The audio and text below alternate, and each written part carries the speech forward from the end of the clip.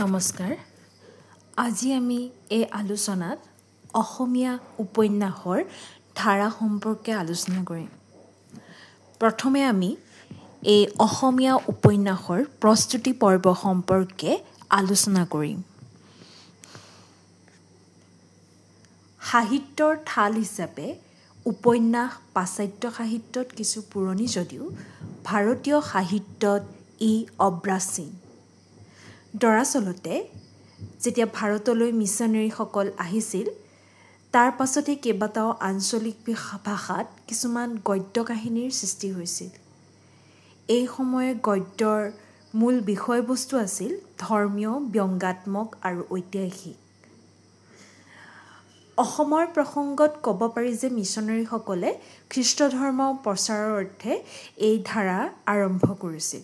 আমি সকলোৱে জানো যে অসমলৈ মিছনেৰীসকল যেতিয়া আহিছিল তেওঁলোকৰ মুখ্য উদ্দেশ্য আছিল খ্ৰীষ্টান ধৰ্ম প্ৰচাৰ কৰা। কিন্তু এই ধৰ্ম প্ৰচাৰ কৰিবৰ বাবে তেওঁলোকে অসমীয়া ভাষাটো ভালদৰে শিকি সেই ভাষাত সাহিত্য ৰচনা কৰিছিল আৰু ইয়াৰ লগতে অসমীয়া সাহিত্যৰ ধাৰাটোৰ বিকাশ হৈছিল। ঊনবিংশ শতিকাটো অসমৰ ভাষা সাহিত্যৰ বাবে বৰ তাৎপৰ্যপূৰ্ণ সময়। অসমৰ বৌদ্ধিক দিশত এই শতিকাৰ মাজভাগত মিছনেৰীসকলে প্ৰকাশ কৰা অৰুণোদয় কাকতৰ মাধ্যমেৰে এই নৱজাগৰণৰ প্ৰথম দিশত সোমাই আহে।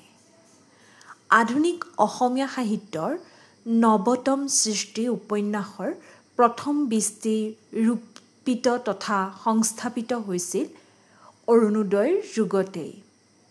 অৰ্থাৎ আমাৰ যি আধুনিক অসমীয়া উপন্যাসৰ বৃষ্টি সেই অৰুণোদয় যুগতে সংস্থাপিত হৈছিল। অৰ্থাৎ আমি 1846 চনৰ অৰুণোদয় সময়ৰ পৰা ধৰিব পাৰোঁ। সেই সময়ৰ অৰুণোদয় কাকতখনে অসমীয়া সাহিত্যৰ উপন্যাসৰ ধাৰাৰ বিকাশত যথেষ্ট সহায় কৰিছিল।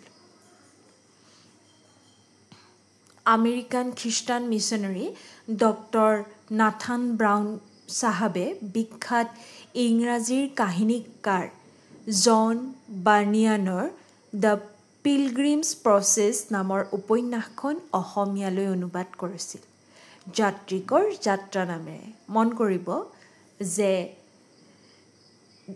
ডক্টৰ নাথান ব্ৰাউনে জন বাৰ্নিয়ানৰ দ্য পিলগ্ৰিমছ প্ৰচেছ নামৰ উপন্যাসখন অসমীয়ালৈ অনুবাদ কৰিছিল আৰু কি নামেৰে? যাত্ৰীকৰ যাত্ৰা নামেৰে। এই উপন্যাসখন 1848 চনত নৱেম্বৰ মাহৰ পৰাই অৰুণোদয় কাকতত চোৱাকৈ প্ৰকাশ পাইছিল আৰু পুথি হিচাপে প্ৰকাশ পাইছিল 1857 চনত। এই উপন্যাসখনত পাপেৰে জৰ্জৰিত মানুহে ভগৱত দৰ্শন লাভৰ জৰিয়তে কেনেকৈ মুক্তিৰ সন্ধান পাব পাৰে সেয়া প্ৰকাশ হৈছিল। প্ৰসংগক্ৰমে উল্লেখযোগ্য যে এই উপন্যাসৰ কাহিনীভাগৰ লগত অসমৰ সমাজ জীৱনৰ সম্পৰ্ক নাছিল। কাহিনী সুদৃঢ় নহয়, গদ্যভংগী অপৰিমাৰ্জিত, বাক্যৰীতি ইংৰাজী বাক্যৰ ওচৰ চপা, আংগিকত দিশটোৰ বৰ দুৰ্বল। তথাপিতো এইখন উপন্যাসৰ জৰিয়তে অসমীয়া ৰাইজ উপন্যাস নামৰ কথাশিল্পৰ লগত পৰিচিত হৈছিল। এক কথাত ক'ব পাৰি যে এইখন প্ৰথম অসমীয়া উপন্যাস। ইয়াৰ পাছত A.K. গাৰ্ণীয়ে এলোকেশী বেশ্যাৰ কথা, কামিনীকান্তৰ চৰিত্ৰ, কানী বেহেৰুৱাৰ কথা, শ্ৰীমতী গাৰ্ণীয়ে ফুলমণি আৰু কৰুণা ৰচনা কৰে। মূলতঃ খ্ৰীষ্টান ধৰ্ম প্ৰচাৰৰ অৰ্থে এই পুথিখন ৰচনা কৰা হৈছিল। এইকেইখন উপন্যাসো অসমীয়া সমাজৰ ৰুচি আৰু মানসিকতাৰ লগত বৰ ক্ষীণ সম্পৰ্কেৰে সংযোজিত হৈছিল। এই সময়ছোৱাতে হেমচন্দ্ৰ বৰুৱাই প্ৰকাশ কৰে বাহিৰে ৰংচং ভিতৰে কোৱা বাতৰি। ব্যংগাত্মকভাৱে সমাজৰ ভণ্ডামিবোৰ দাঙি ধৰাৰ উদ্দেশ্যে ৰচিত এইখন পুথিত সুগঠিত সুবিন্যস্ত কাহিনী আৰু নিতুল চৰিত্ৰাংকন নাই। স্মৰণযোগ্য যে ব্যংগপ্ৰধান সাহিত্য প্ৰকৃত ভাল উপন্যাসৰ শাৰীলৈ উঠিব নোৱাৰে, কাৰণ এনে ৰচনাত উপন্যাসৰ প্ৰয়োজনীয় যিসমূহ অংগ সুস্থ আৰু কলাত্মক বিকাশৰ লৈ লক্ষ্য ৰখা নহয়। অৱশ্যে এটা কথা ঠিক যে এইখন পুথিৰ গদ্যই অসমীয়া গদ্যৰীতিৰ বিকাশত বিশেষ পদক্ষেপ ল'বলৈ সক্ষম হৈছিল। ডক্টৰ সত্যেন্দ্ৰনাথ শৰ্মাই এই পুথিখনৰ ৰচনাত বংগদেশত প্ৰকাশ পোৱা ব্যংগধৰ্মী নৱবাবু বিলাস, আলালেৰ ঘৰেৰ দুলাল আদি উপন্যাস কল্পই প্ৰভাৱিত কৰাৰ সম্ভাৱনা ব্যক্ত কৰিছে। হেমচন্দ্ৰ বৰুৱাৰ উপন্যাসখন প্ৰকাশ হোৱাৰ ৮ বছৰৰ পাছত অৰ্থাৎ ১৮৮৪ চনত পদ্মাৱতী দেৱী ফুকননীৰ সুধৰ্মাৰ উপাখ্যান প্ৰকাশ হয়। ৬টা পৰিচ্ছেদত বৰ্ণিত ৪২ পৃষ্ঠাৰ এই উপন্যাসখনত সজ আৰু অসজ মানুহৰ কাৰ্যৰ ফল বৰ্ণিত হৈছে। আকস্মিক সংযোগ, অপ্ৰত্যাশিত ঘটনাই কাহিনীটোক বাস্তৱধৰ্মী উপন্যাসৰ পৰা ভালেখিনি আঁতৰাই আনিছে। সেয়েহে এইখনো সাৰ্থক উপন্যাস হিচাপে চিহ্নিত নহ'ল। অৱশ্যে সেই সময়ত এগৰাকী অসমীয়া নাৰীয়ে এনেধৰণৰ উপন্যাস লিখি প্ৰকাশ কৰাটো আদৰণীয় পদক্ষেপ হিচাপে ল'ব পাৰি। ১৮৮৫ চনত প্ৰকাশ হৈ থকা আছাম বন্ধু কিমান চনত প্ৰকাশিত হৈছে? ১৮৮৫ চনত। আৰু সেই সময়ত সম্পাদক আছিল গুণাভিৰাম বৰুৱা। এই প্ৰথম ভাগৰ ৭ম আৰু ৮ম শতিকাত কৰুণাভিৰাম বৰুৱাই লিখা প্ৰমীলা নামৰ উপন্যাস এখন ধাৰাবাহিকভাৱে প্ৰকাশ হৈছিল। তাৰ পাছৰ সংখ্যা কেইটাত এইখন কিন্তু প্ৰকাশিত নহ'ল। উল্লেখযোগ্য যে অসমীয়া সাহিত্যত উপন্যাস শব্দটো এইখন উপন্যাসৰ প্ৰসংগতে আছাম বন্ধুত পোনপ্ৰথমবাৰৰ বাবে প্ৰয়োগ হৈছিল। প্ৰকৃতাৰ্থত উপন্যাসৰ বৈশিষ্ট্যৰে সমৃদ্ধ অসমীয়া প্ৰথমখন উপন্যাস হ'ল ভানুমতী। ঔপন্যাসিক পদ্মনাথ গোহাঞিবৰুৱা। এই উপন্যাসখন পুথি হিচাপে প্ৰকাশ পাইছিল ১৯০৮ চনত। পুথিখনৰ পাতনিতে পদ্মনাথ গোহাঞিবৰুৱাই লিখিছিল, ভানুমতী ৰচোতাৰ পোনপ্ৰথম সাহিত্যিক অৰ্জন। ইয়াক অসমীয়া সাহিত্যৰ ভঁৰালত তেওঁৰ প্ৰথম লখিমী বুলিব লাগিব।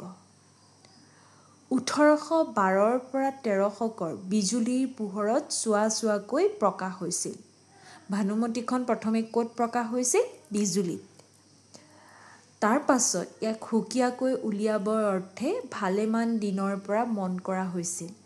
আনকি ৰচোতাৰ আনবিলাক কিতাপৰ তালিকাত ইয়াৰ নামো ওলাইছে।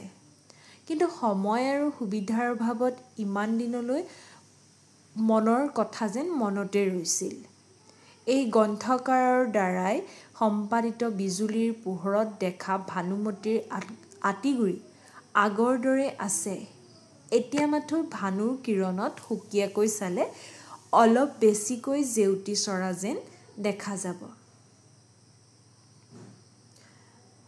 সি যি কি নহওক, সেই ৰাতিপুৱা ৰোৱা পুলিটি দুপৰীয়াৰ ৰ'দত যেন ওলাব লগা হৈছে।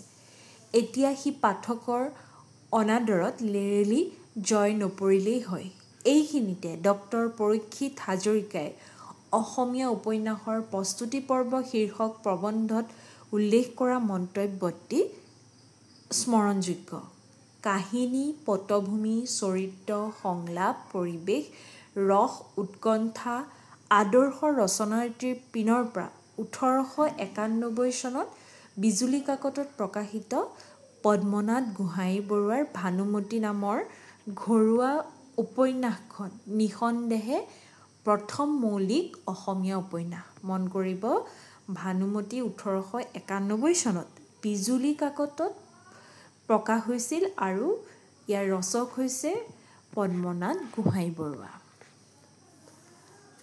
এইখিনিতে স্মৰণযোগ্য যে লক্ষ্মীনাথ বেজবৰুৱাৰ পদুম কুঁৱৰী উপন্যাসখনো পদ্মা কুমাৰী নামেৰে 1891 চনত জোনাকী কাকতৰ ৩য় বছৰৰ প্ৰথম সংখ্যাৰ পৰা চোৱাকৈ প্ৰকাশ পাইছিল। চাওক, লক্ষ্মীনাথ বেজবৰুৱাৰ পদুম কুঁৱৰী উপন্যাসখন পদ্মা কুমাৰী নামেৰে 1891 চনৰ জোনাকী কাকতৰ ৩য় বছৰৰ প্ৰথম সংখ্যাৰ পৰা প্ৰকাশিত হৈছিল। এই উপন্যাসখন 1905 চনত পদুম কুঁৱৰী নামেৰে প্ৰকাশ পায়। এক কথাত ক'ব পাৰি যে এইখন দ্বিতীয় সাৰ্থক অসমীয়া উপন্যাস। 1892 চনত পদ্মনাথ গোহাঞিবৰুৱাৰ লাহৰী নামৰ উপন্যাসখন গ্ৰন্থকাৰে প্ৰকাশ কৰে। 91 চনত আমি গম পালোঁ ভানুমতী, আকৌ এফালে 92 চনত লাহৰী উপন্যাসখন প্ৰকাশ হৈছিল। এইখনেই পুথি হিচাপে ছপা হোৱা প্ৰথম অসমীয়া উপন্যাস।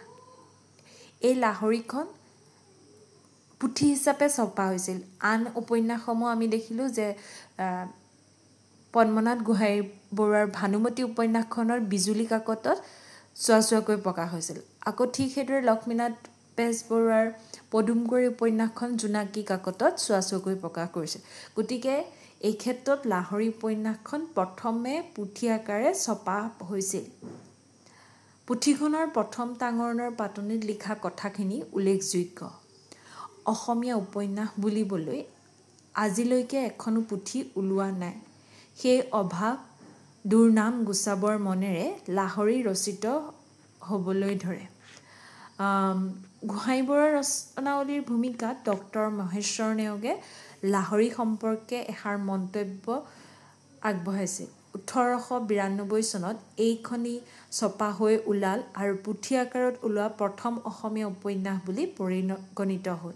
কাৰণ বেজবৰুৱাৰ পদুম কুঁৱৰী, স্বয়ং গোহাঞিবৰুৱাৰ ভানুমতী তেতিয়াও জোনাকী আৰু বিজুলীৰ পাততেই সিঁচৰিত হৈ আছিল। বিজুলীৰ 2য় বছৰতো আন এখন উপন্যাস চোৱাকৈ প্ৰকাশ পাইছিল।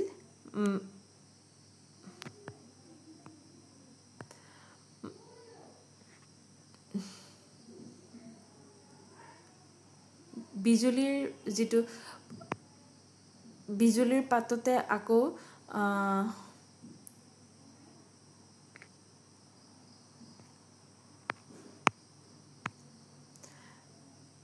আন এখন উপন্যাস প্ৰকাশ পাইছিল।